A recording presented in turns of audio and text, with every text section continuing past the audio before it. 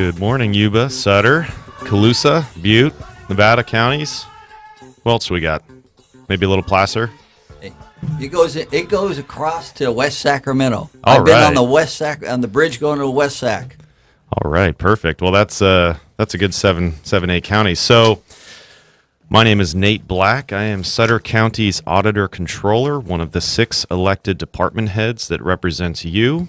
I am your fiscal eyes and ears. Andy Vasquez, as you all know, is Supervisor, District 2, Yuba County, and we are joining you here Saturday morning to talk a little bit about NATO and Trump. And this is, I hope that this is interesting to you all, and I hope that it helps expose the liberal media, because they are a major problem. They are a major problem for truth. They obfuscate and cloud the truth at every step of the way. And I've been watching many critics of Trump on this issue and others, and it just paints a very simple picture of complete biased reporting, acting as though they are informing the people of something catastrophic. They're not.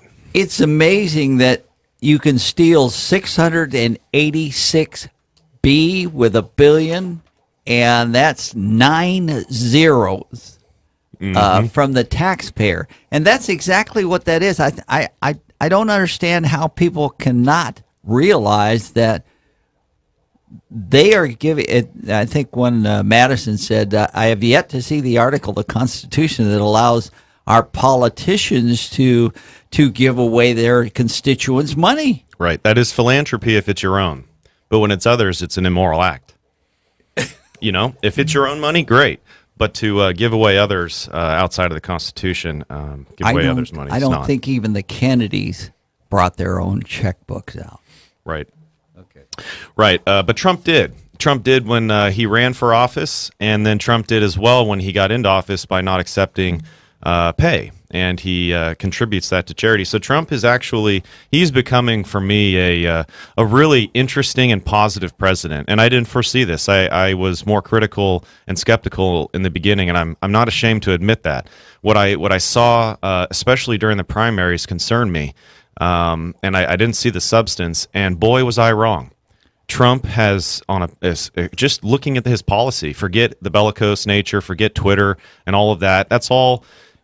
In some ways, what I'm seeing is that's all his. There's tactics in there. There's really intelligent strategy that he's using, and I think this NATO, as we dive into a little bit, I think that's going to paint that picture well. He's the first politician who's been successful in business. Terribly successful. And I mean, if you look at what he did for Jennifer Hudson when her parents were killed in San Francisco. Excuse me. And nobody knew about that.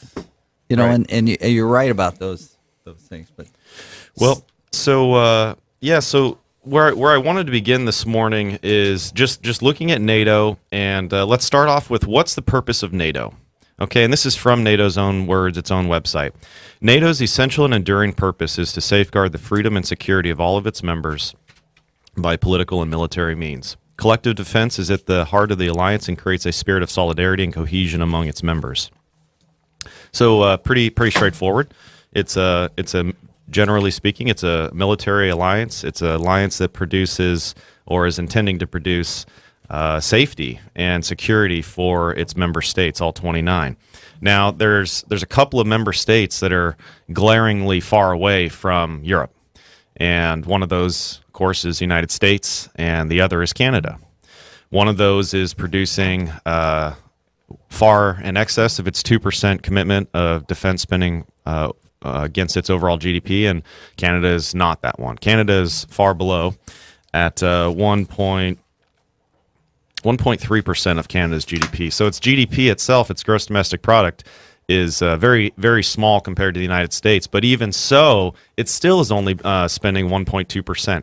This is welfare. Can you imagine the debt we could reduce with this amount of money, and the benefits that we could give our own veterans? How it would stimulate our economy instead of putting us in the poorhouse. Isn't that That's absolutely right. And I have been somewhat critical of Trump, just in terms of I want to hear more about how he's going to pay off our debts or how he's going to stymie the growth in those debts. And again, I'm almost hesitating being critical of Trump at this moment because I'm just really, really excited about what I'm seeing from him. And so, yes, you're right, Andy. If he can be successful in renegotiating a lot of these ills, then I think that's going to put more resources in the American people's pockets, and I pray result in reducing our deficits. So, what I'd like to do here is dissect a PolitiFact article, and don't let their name betray their actual interests here. So the and the reason why I believe this is useful is because the left, and I'm including obviously the complicit liberal media, are terrible debaters if the goal of debating is to clearly articulate positions based on facts. So in preparation for this morning, I was watching numerous videos and reading numerous articles online, and so what you get the sense of if you just look at this as soberly as possible and divorce yourself from left and right and just listen to the words that are being spoken, what you'll find is that almost every single liberal media outlet is absolutely saying the same thing, totally in the tank in their biased ways, and it's just, again, divorce yourself from the politics and just listen to what the back and forth is, and I think you'll understand what I'm saying and hopefully conclude the same. So beginning with the first quote from Trump, his for this week, his kind of famous quote, I'll begin now. Quote, "Many countries are not paying what they should," Trump said. "And frankly, many countries owe us a tremendous amount of money for many years back where they're delinquent, as far as I'm concerned, because the United States has had to pay for them." Okay, pretty clear. To me, it's clear what he's saying, and it's also clear what he's not saying. And again, I'm Sutter County's number guy. I approach this, I'm a certified public accountant, I approach all of these things really from a fiscal angle. It doesn't mean that's all I can read is numbers, but it's just to say that that's generally my perspective and what I often focus in on. Well, as an accountant, you have to get very detailed. You have to look at each word, each number, and it has to be as perfect as possible. So I do that. I dissect words, and I make sure that what I am being told it says is actually what it says. So let's just say first, let's hear what the left thinks was said in that statement. Many countries are not paying what they should, ... So this is from PolitiFact. "As it turns out, Trump's statement shows a misunderstanding of the way NATO's spending works. Other member countries do not owe the United States or NATO any money." So let me ask you this. Does anybody out there think that President Trump knows or doesn't know how NATO works? Does anybody truly think that he is being told some incorrect understanding of how NATO works by his, very intelligent professional support staff? I have to think that the most powerful man in the world actually has pretty good intel on this, like on this 60-something-year-old treaty. I think he does. So right out of the gates, I question this PolitiFact article saying that he doesn't understand the way it works. Could it be that he actually does understand, but he is using sometimes rhetoric, sometimes inflated language, but he's doing it for a purpose? What's the purpose? What's the goal? And what, again, is he not saying? So, going on. Countries falling short means not that they owe anyone money, but that countries have weaker militaries than we would like. And this is from Stephen Seidemann from Carleton University's Norman Peterson School of International Affairs. NATO is not a country club. Okay. So first of all, Trump is posturing. This is a negotiating technique. And I don't know why I have to educate the liberal media, but I believe the reason why I do is because they know that it's a negotiating technique, but they still report it this way anyway. In other words, they know what they're doing, but they're trying to say, oh, well, Trump's just ignoramus. He doesn't know what he's talking about. And yeah, NATO member countries don't owe the United States anything. Okay, well, let's talk about that. First of all, did Trump say, and I expect a check on my desk next Tuesday morning? No, he didn't. What he said was they owe us money because we've been contributing and meeting the terms of the contract and they haven't. Now, are we going to ask them to repay it, or are we simply going to say you need to get in good stead today or in the near future? Because that is important. Trump is saying, yeah, y'all owe us money. Now, he's not saying pay us. He's not saying send me the money. He is simply stating fact that if you go into a contract with another, if you don't meet the terms of that agreement, then you are breaching the contract. You know, whether the contract is ultimately taken to a court of law and enforced and the payment is compelled by force of law, that's a separate thing. But the truth still remains that it is owed money. And again, even if you say, oh, well, the contract doesn't say that if a member pays less that they have to pay the difference to the other group, even if the contract doesn't state that, it still is very reasonable to say, look, I've paid my part, and it is to the terms. You haven't. So in effect, and like you said earlier, Andy, it's a subsidy. It's us paying for everybody else's stuff. A great analogy is that each one of these countries has a car or a fleet of cars, and instead of them paying for it, the taxpayers of the United States are paying for it, and they're disputing the fact that they should have to pay for their own car. And when you're talking military toys, they get to be expensive cars. Yes. So back to the negotiation tactic here. Trump is putting pressure on the other members. The first president with enough guts to do it. That's right. And also the first president to meet with Kim Jong-un. Not that that little guy has been in power for all that long. Only other president had the opportunity was Obama. But Obama, nevertheless, decided not to meet with him. It wasn't important enough. It wasn't important enough for Obama to give him a face-to-face. At the same time, Obama says to President Trump upon coming into office, well, your biggest challenge is going to be Kim Jong-un. Well, thanks for your help on that, President Obama. Thanks for meeting with him in good faith and trying to actually work it out. I'm not saying Kim Jong-un is some great dictator, that we need to be friends with. I'm not. I'm saying that meeting with somebody is useful and is the first step. And so I can really appreciate Trump for actually stepping in where other presidents haven't. In law enforcement, when you have a situation that involves any number of people, you find the biggest, baddest, and loudest person there, and that's the person you address. And he had enough guts to go out and say, hey, Rocket Man, let's sit down and talk about this. That's right.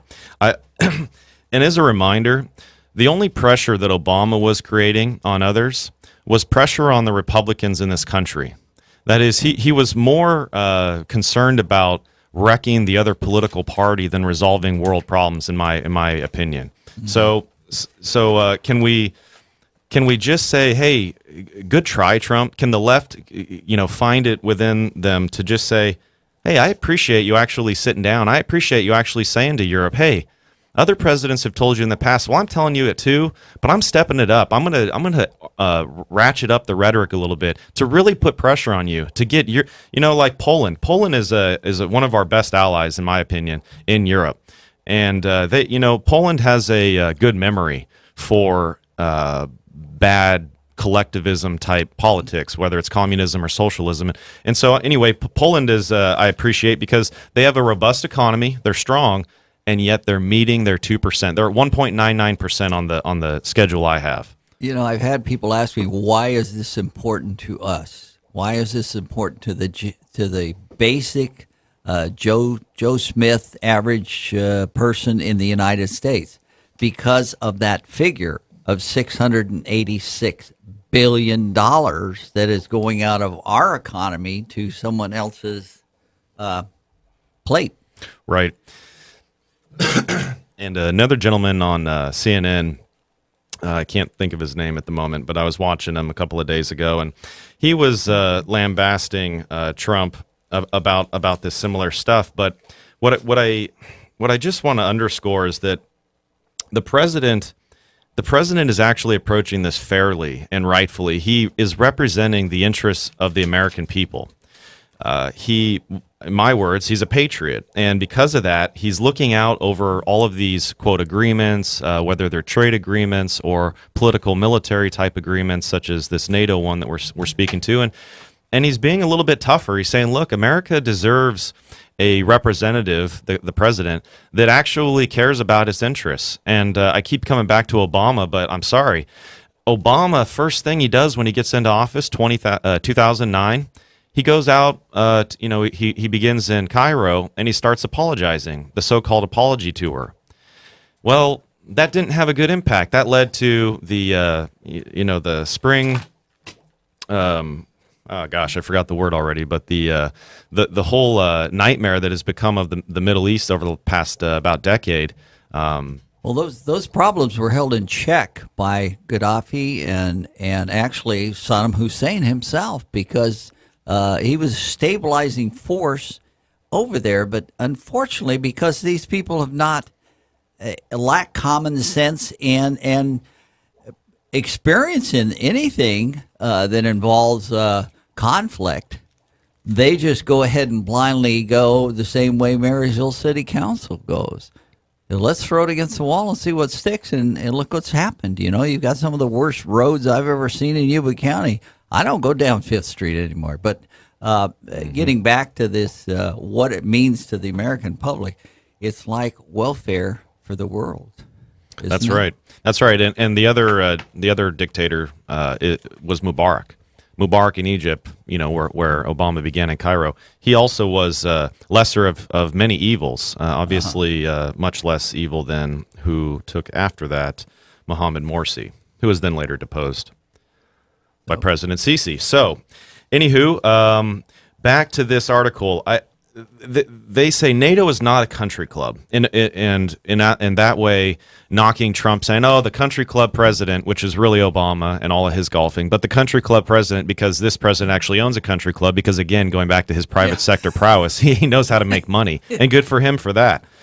He also pays a lot of taxes, even though you haven't seen his income tax return. I can only tell you, it frustrates me when folks get so focused in on his income tax return situation. It's like, well, first of all, there's nothing in the Constitution or anywhere that says you got to release your income tax returns. That's really less interesting. The IRS is audit. When you're a billionaire, I did taxes for a long time. When you're a billionaire, you have an IRS agent, actually a group, that looks at your return every single year. Yeah. You are on a special list.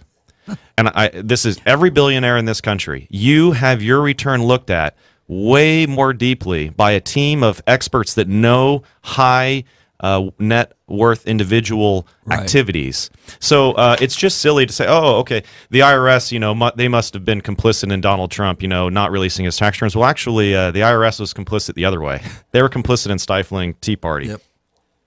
But I digress. So, yeah, I think Trump knows that NATO is not a country club. And that's why he's saying, look, folks, this isn't a country club where you can pay your dues or maybe get away with it for a few months. The opposite. You need to pay your fair share. And by the way, the United States is across the pond. We're not even in Europe. We don't have any borders with Russia other than our oceanic borders with Alaska and Russia. So our interest in Russia being contained is there. But to the extent that it supersedes Europe's interest in Russia being in check, I don't buy that. I think that's very poor calculus by the Europeans, because at some point the money tree is going to stop. Right, and we also get involved militarily in areas that we wouldn't do that if the NATO organization was effective. But this reminds me of Wizard of Oz. Pay no attention to the man behind the curtain. He just gave away 686. And this is not start with Obama. This has been going on for many, many years, and that's the problem with the politicians that have evolved. They've lost the moral compass that it was originally intended.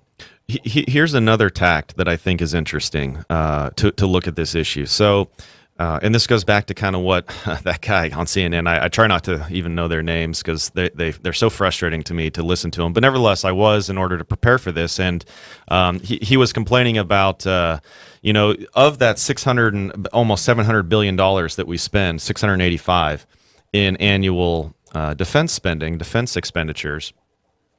That's the United States defense spending in total, right? And so that includes defense for other areas of the globe, not just Europe, not just the NATO area.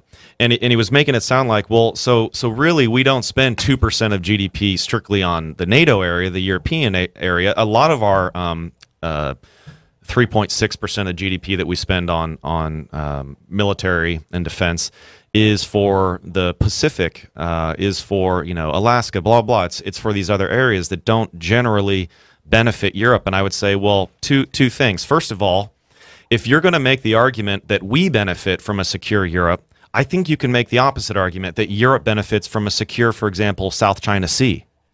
Well, if it wasn't for us, they'd be speaking German. For sure. Or Japanese.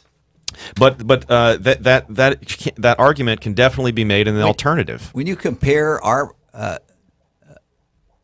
president to Hitler, you have no idea what the Nazi regime did during that era of murder.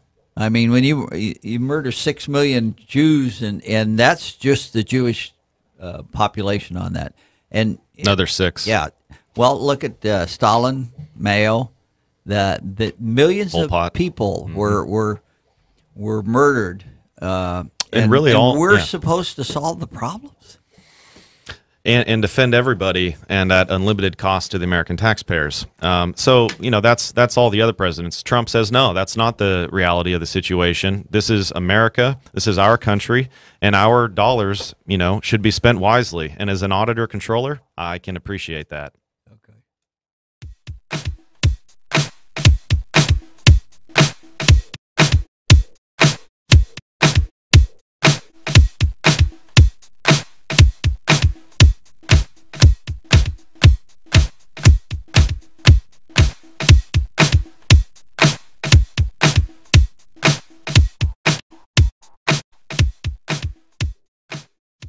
The Territorial Dispatch. Papers are weekly and can be obtained free at distribution or by mail through subscription. It's the only locally owned and operated newspaper in the region. The paper is the rest of the story. And also check out the E-Territorial. It's an online version of the Territorial Dispatch which features local news and events for the Yuba Sutter, Colusa, and Nevada County areas. You'll also find daily and breaking news updates, current traffic, and weather information, along with a calendar of local events. Visit the E-Territorial at eTerritorial.com.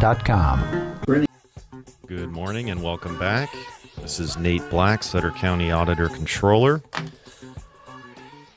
As always, I'm joined with Andy Vasquez, District 2 Supervisor, Yuba County. District 1, I'm sorry. I don't know why I keep saying that. Apologize for that, Andy. We'll take votes from anywhere. You got it. Yeah, that's right. Chicago method of an election. Nice. Vote early, vote often. Nice. I apologize. That's okay. So, wanted to do just a quick update, and a little bit silly, but grand jury update. There's no update. Where's the report? It's still not released, and questions continue to pile up about why it happened and what happened. What's going on? Where's the grand jury report? I know I'm a newbie to the scene. I've only been in office for 4 years, but each year up until now, I've received a grand jury report, or the county has. Where's this one, and why hasn't it been released? I would like to know that beyond what was just in the papers about they resigned and therefore no report will go out. Well, where's the report? Yeah, there is a report that's just not been released. Is that correct? Yes, that's what the judge said, yes. And don't the citizens of Sutter County at least deserve to be respected enough to make their own decision on what's in the report as far as what should be taken care of? Well, I can tell you that the citizens of Sutter County sure paid for it. We paid for the report. We paid for it with our tax dollars, but we don't get it. Huh. So, interesting. Not sure what's going on there, but I'm still very concerned. Yeah. So, Andy, you invite me on the radio in part to, I think, discuss Sutter County, to discuss CalPERS pension issues, and at a higher level, just to discuss finance and operations in general, and how, and then I interpret that, in especially when you look at the CalPERS pension debt, I think, well, how can we adjust and change to work through this coming cliff or mountain, whichever analogy or you'd like to go with. I presented to the County Board of Supervisors, Sutter County, a few months ago on the CalPERS unfunded pension debt. And I did it in partnership with the Assistant County Administrator, Steve Smith, over in Sutter County. And so we presented to the board, and then subsequently we presented another 3 times, similar, same presentation, PowerPoint, etc., to each of the union groups that wanted to hear it, because they wanted right from the horse's mouth what's going on with the pension, so that they could work on how they wanted to strategize their negotiations for the Memorandum of Understanding. So just one part of that PowerPoint presentation I gave, and we're going to continue to update the board over each quarter we're trying. So one part of it was in the year 24-25, CalPERS, the report we get from CalPERS, which is based upon the actuaries that they hire for us, it says that our unfunded pension liability contributions, the contributions that we have to pay in to reduce that debt, not just what's called the normal cost side, not that side. The normal cost is the regular growth in the pension plan because you have employees that are continuing to earn a greater share of pension. So the pension growth, the normal cost, that exists no matter what. But then on the other hand, when you're unfunded, when you have not enough money in the plan, you have this unfunded pension liability. So there is a separate payment stream that goes to the normal cost from and then there's a separate payment stream that goes to the unfunded pension liability. So 2 payment streams. But it seems like you have a puppet out here that you're saying, watch this shiny ball over here. And the problem itself started years ago when they decided they would invest in less than the best stocks. And going back to the first thing you want to do when you find yourself in a deep hole is stop digging. Right. Okay, and why? How has CalPERS got around that problem? That until they cure the basic problem, it's like you're treating cancer with a Band-Aid. Well, the divestment issue.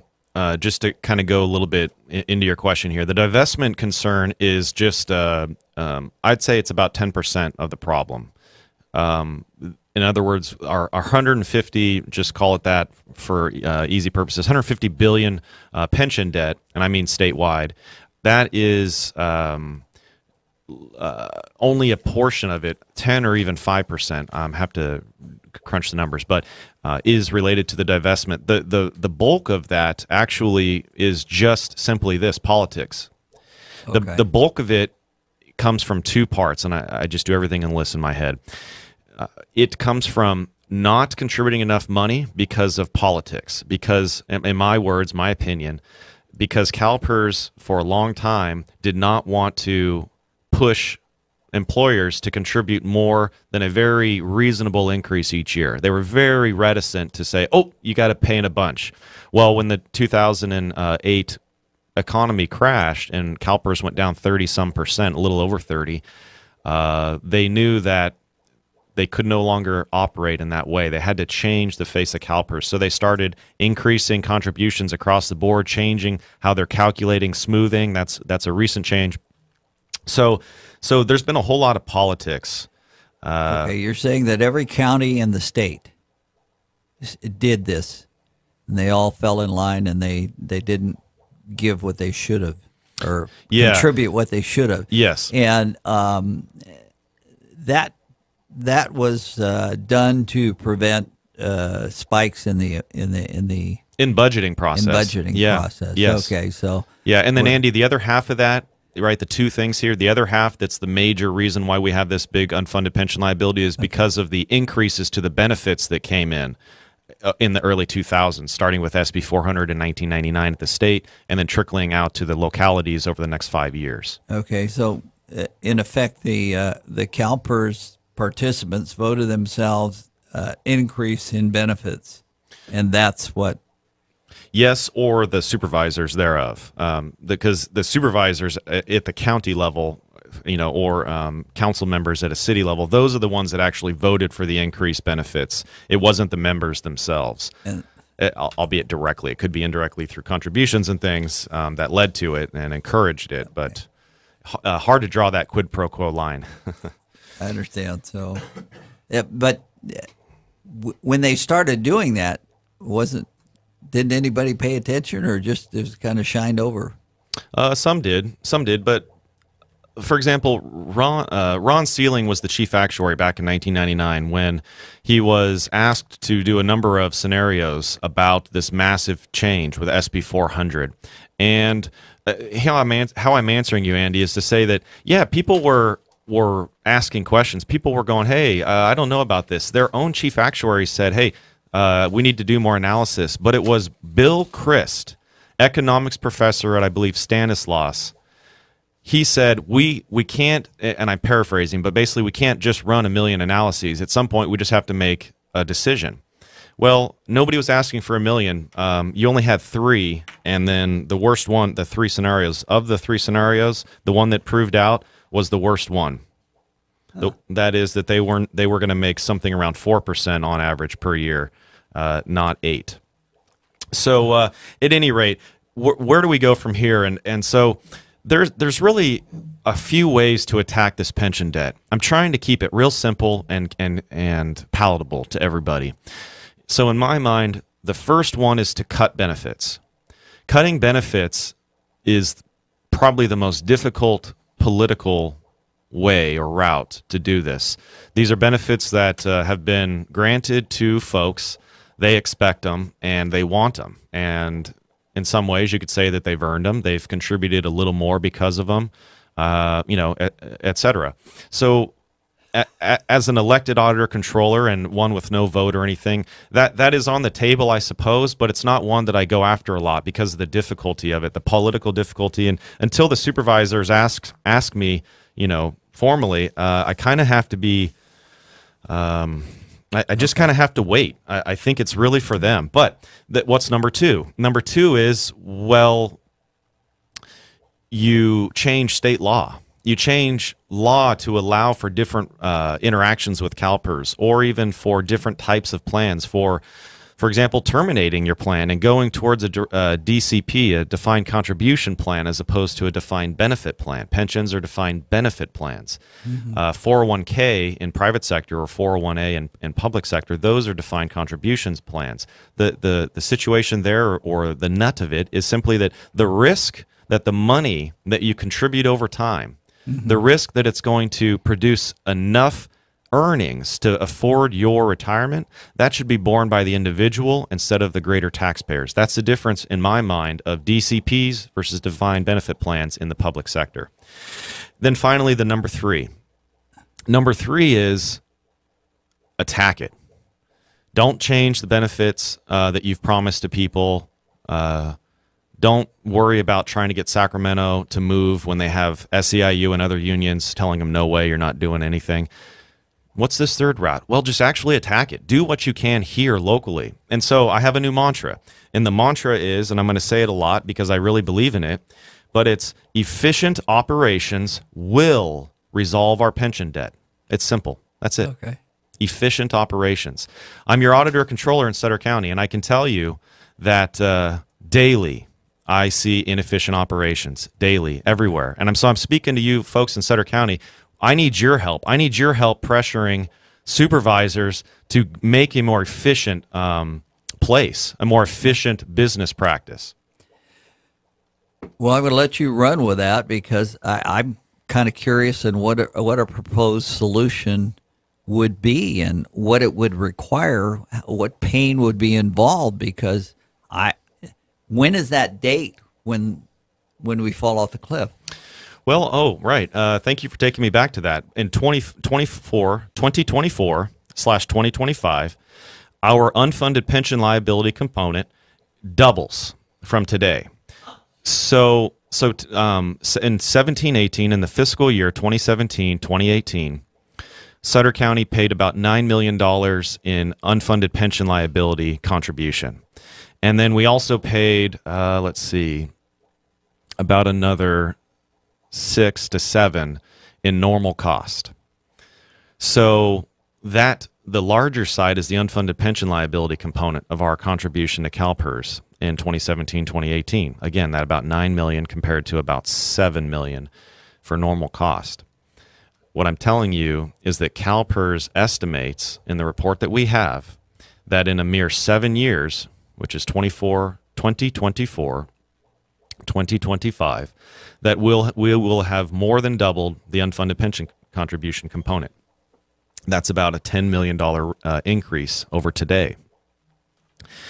That is a very significant increase for us to be able to work through. I'm very concerned about it. I shared this concern with the assistant CAO a few days ago, because the more I look at it, the more concerned I am that unless we start changing now in a material fashion, meaning in a significant way, unless we start changing today, I don't see how we can even get through it.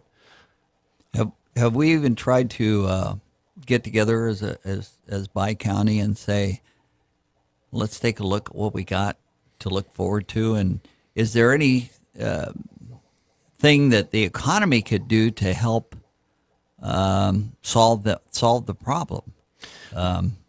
Well, that's a wonderful question, and I think that Yuba County has a different situation than Sutter County in a couple of ways. The Yuba County Water Agency presents an interesting, at times resource, but I just say partner in resolving it. I don't know much about it, but I've seen some in the papers. Sutter County economic growth outlook, we can have pretty significant growth, but because of Prop 13, it does stymie the amount of growth that we can capture unless people dispose of or sell their homes. That property tax that they're paying often does not support, or is not reflective of the fair market value of the home times the tax rate. So that produces difficulty. So in other words, if the economy Prop 13 was put in there as a measure to stop politicians from unbridled spending, and tax increases.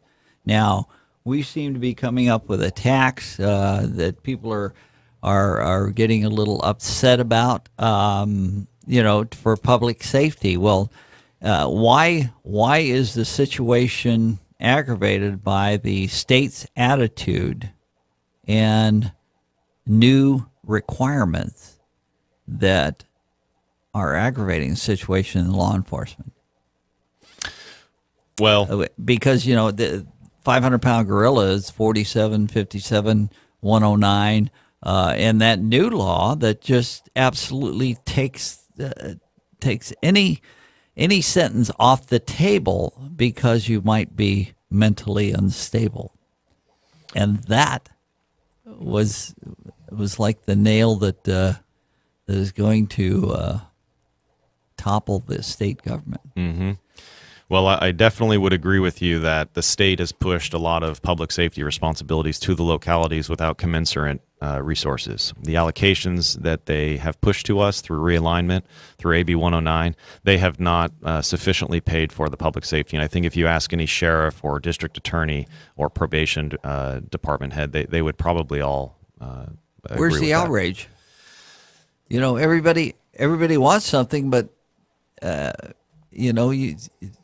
it's complex, and I think a lot of truth gets buried in the complexity. And but I want to go back to your original concern about Prop 13, or just how I want to be real clear and say I'm not knocking Prop 13. I'm just describing the situation. So Prop 13 does limit the economic growth translating into real revenues for the government, the local government. Often there's a major delay. So you'll have economic growth, you'll have property values increasing, but that 2% max ceiling really limits the amount of growth to the general fund, if you will. So nevertheless, back to this, just keep it real simple. in a few years from today, what I'm saying is we're going to have major difficulty funding the current operations. They were doing a couple of things that I'm really proud of Sutter County's board. For example, a Section 115 trust that we created. We're trying to sock away money for the pension debt. We've got a couple of million in there at this point, but we really need a lot more. And we need to build that for the next few years until we get to the point where the growth in the unfunded pension liability contribution has gotten so large that we can no longer fund the Section 115 trust. In fact, we would then employ the Section 115 trust, in my mind, to help backfill this growth.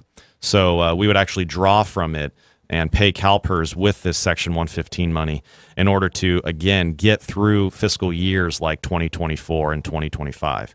So back to today, back to what we can do today beyond just putting a little bit of rainy day money into the Section 115 trust. Again, thank you, board, for approving that. That was a great move. I would encourage Yuba County to consider it as well.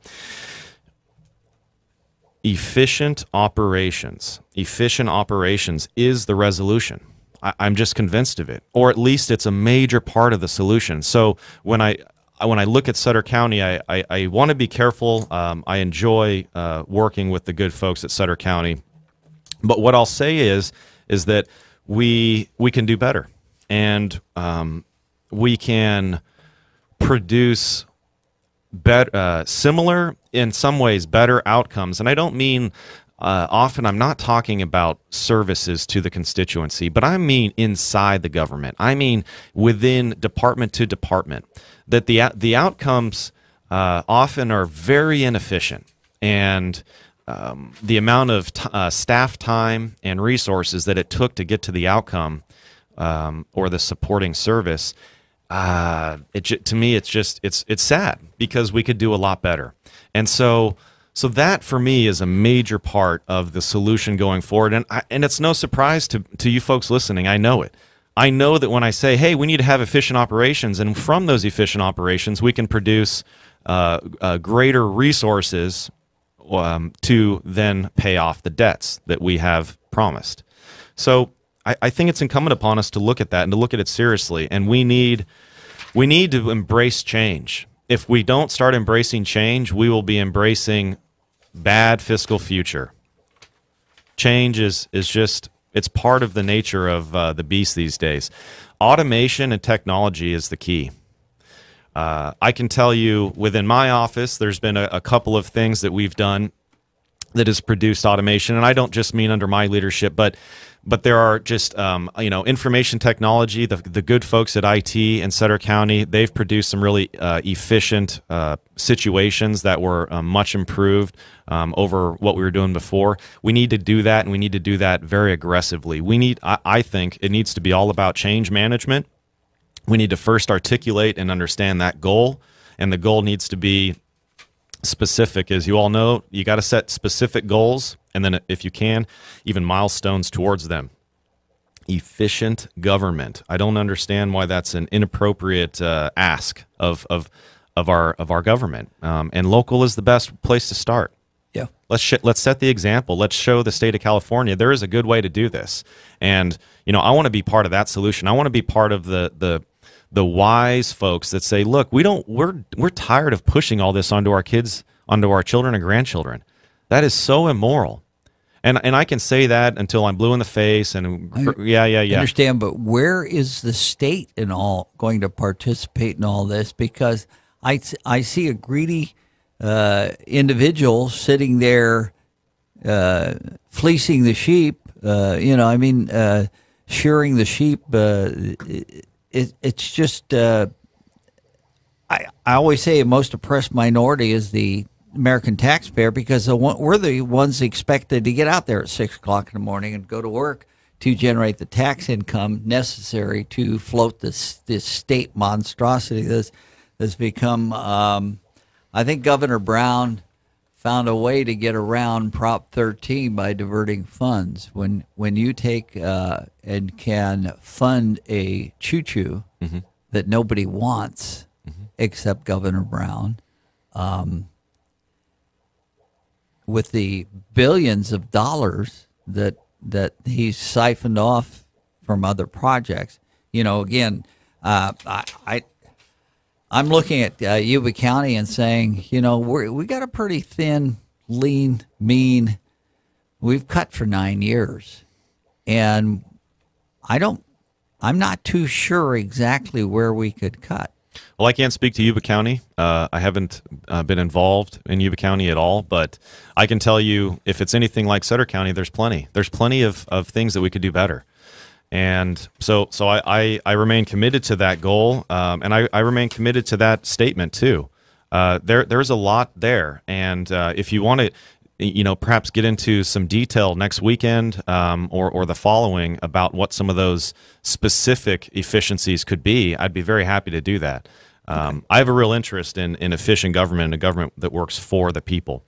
So, and also, by the way, your comment of what about the state? In some ways, I say, so what? There's only so much we can do about Sacramento and the state. Let's do what we can here locally and make a difference here, and then show Sacramento through that example that there is a better way to do it.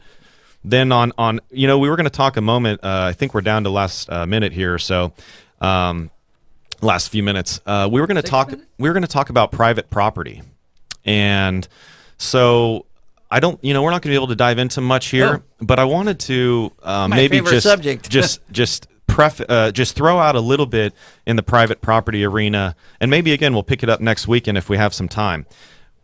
Private property, isn't that kind of useful? Isn't it sort of needed for America to work, for a constitutional republic such as ours to, and notice I didn't say democracy, to flourish? Yeah, it is. Private property is absolutely key to that.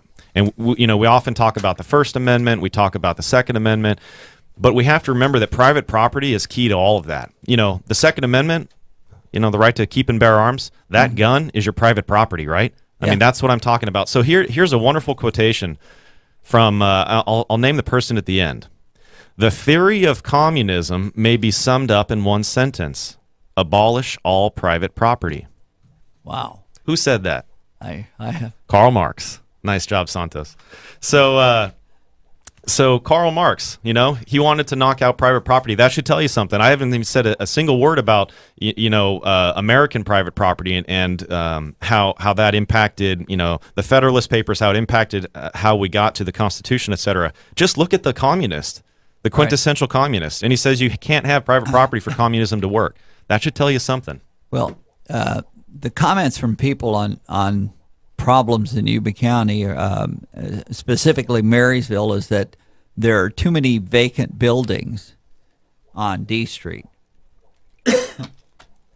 And that is caused by people who own the property and don't pay anything but taxes. There's no incentive for them. There's no business incentive for them to have somebody in there. Plus, they had a tendency to run them out by raising the rent. D Street Books, or Dina's bookstore, a prime example. They just said, hey, we're not making any money. We can't do with that rent.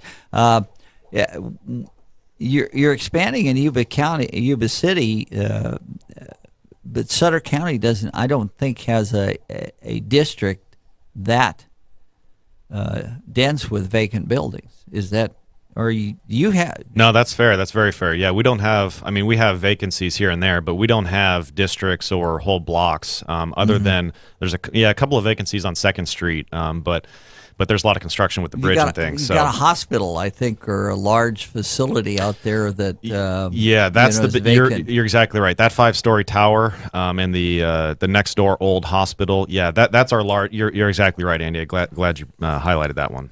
But the problem with that is that the private property rights come into being at that point in time. I get people that said, old Peachtree Mall, they want it. They want this, they want that, but it's back to communism. Get your checkbook out and buy the place. I think they're looking to sell it, and that's something that people have to realize, that we can't pull things out of the air for those properties.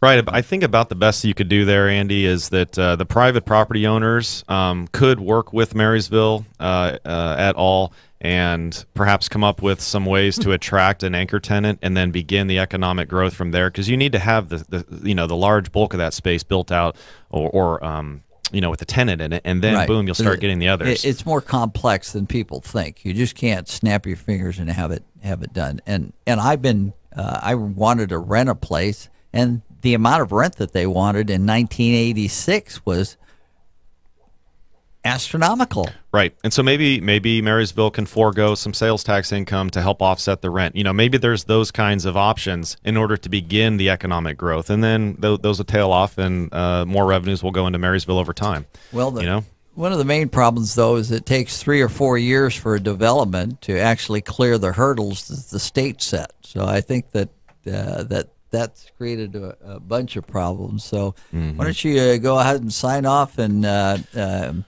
see what we got coming up the next time we have Nate Black on here. Well, Andy, pleasure as always. I'm your Sutter County Auditor Controller, just to repeat that, and I enjoy working for you. It's an honor, and I look forward to being back with you here in the near future to discuss the next topic and hopefully bring you some fiscal perspective. That's work implies I pay you. No, but I think we're going to have a cut on unions, because that is really a big thing for Yuba County. We have this many projects going on. Call the unions. Call each of the unions. Local 3, the plumbers union, the laborers union. Get your union card, because right now is the time to start.